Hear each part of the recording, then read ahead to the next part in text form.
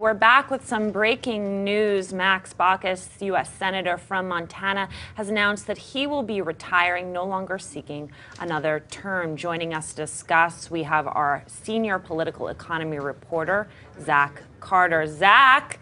Good news for Schweitzer.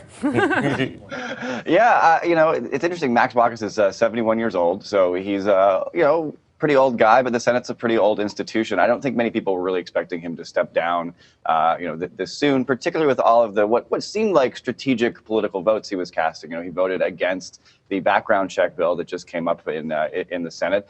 People thought that was a self-preservation vote, but apparently it wasn't, because he's not interested in preserving his seat any longer. Right, Zach, stick with me on that. So then why cast that vote? Why not be a profile in sort of courage?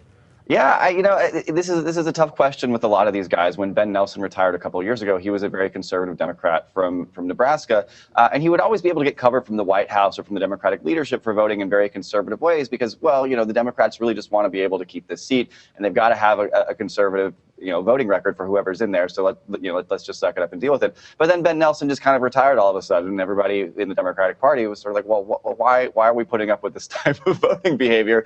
If he's going to be a Democrat, why doesn't he vote like a Democrat? If we're just going to. But Zach, wouldn't that answer the question, right? I mean, it seems to me that Max Baucus decided not to be a Democrat a long time ago. That's why he ticked Harry Reid off earlier this week by taking the tax vote directly to the floor. That's why he's made these gun votes. I mean, it seems to me that he's decided that he doesn't want to be a Democrat anymore. And even bailing right now, a few months after Romney handily won Montana, suggests to me that he thinks that this is a time where Republicans could take that seat.